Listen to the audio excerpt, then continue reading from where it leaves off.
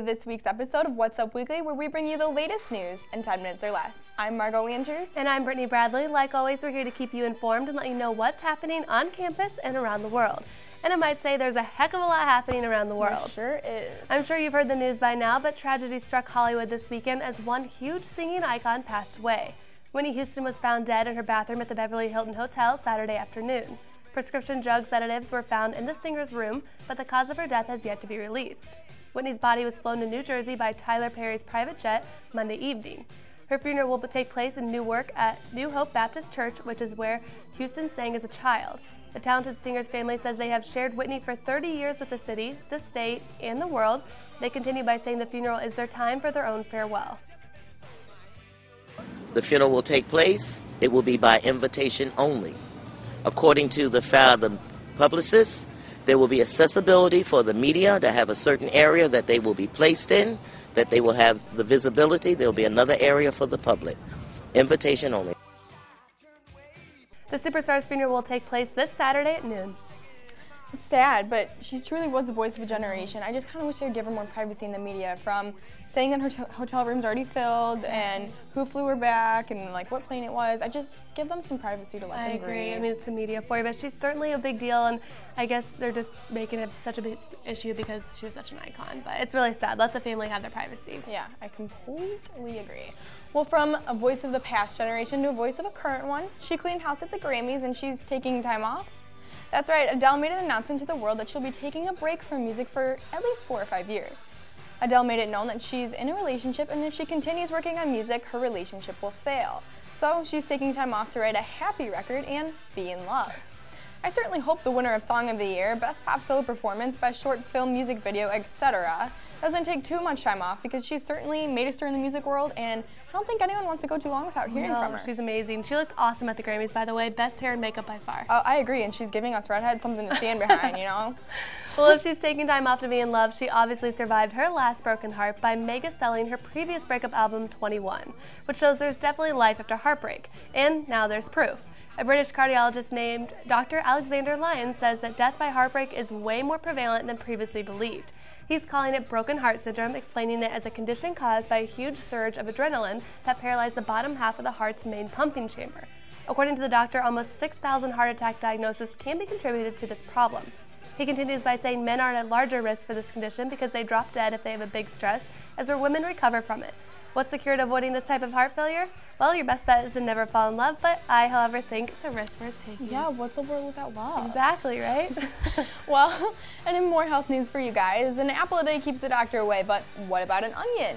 Aside from it being a staple in most kitchens, onions may now be the trick to remaining healthy. Why? New studies show that onions are a world-class superfood. And though they don't always get mentioned on the same list as red wine, green tea, and pomegranates, they actually contain extraordinarily powerful compounds that provide many health benefits.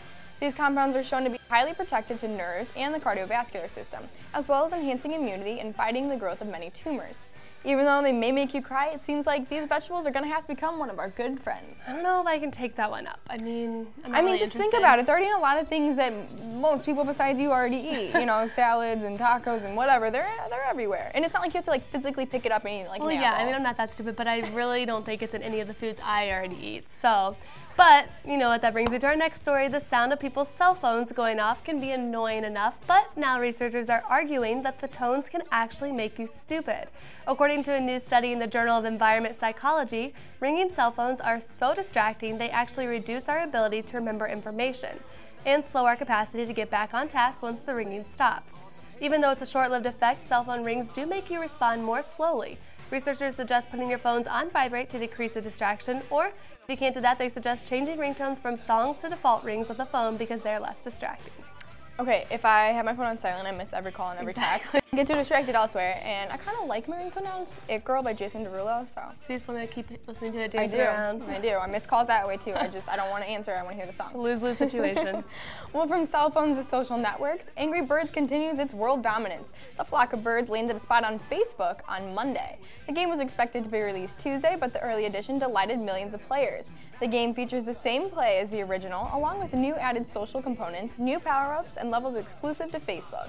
The game made its appearance on the social networking page almost exactly a year after rumors first started that it might be joining Facebook in general. I actually had to take that off my phone because it was way too addicting.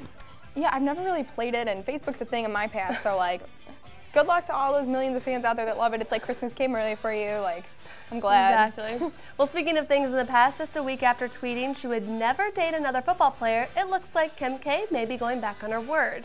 The Kardashian diva vowed she was done with football players after rumors swirled linking Kim to Mark Sanchez.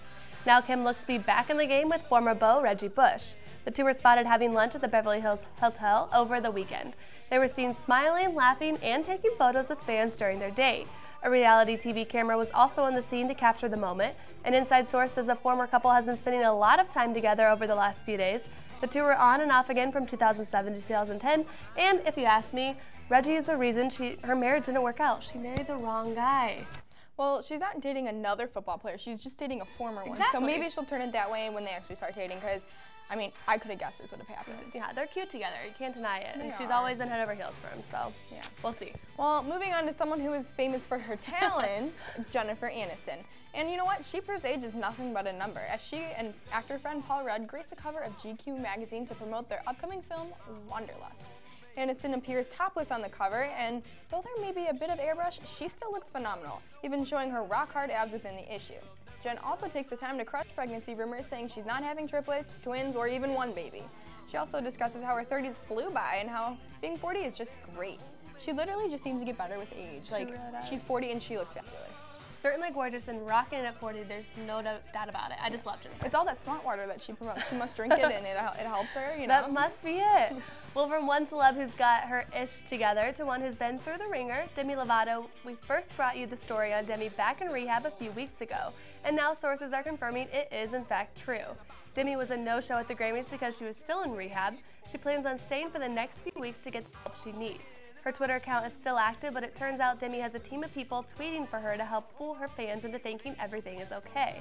Her rep has yet to confirm these speculations and is insisting Demi is on vacation, but nonetheless, we just want the young star to get the help she needs because she's talented. She's very talented. I just wish, don't misguide the fans, because she's got a ton of them and they love her for who she is, good and bad, so. Exactly. Be honest. Yeah. Well, actually, did you know that Demi and the Kardashians share a makeup artist? I didn't know that, but I'm not surprised because they always say they're sister, oh, they're sisters. Yeah, like I was so confused why they were tweeting like, love ya, and I was like, weird. I guess that brings people together. Yeah, like we share the same makeup artist? So close. That's right. Well, let's wrap up this show with some campus news. Indiana University's men's basketball team will have one of their former players back in the lineup. Verdell Jones will return for tonight's game against Northwestern. Coach Green didn't say whether or not Verdell would be a starter, but he did say that Verdell would play. Some other good news, IU rose in the rankings for the first time in over a month, landing a spot in number 18 in the AP poll and number 20 in the coaches poll.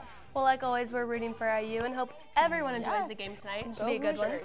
Thanks for tuning in to this week's episode of What's Up Weekly. And be sure to follow us on Twitter at What's Up Weekly IU. Have a great rest of your week.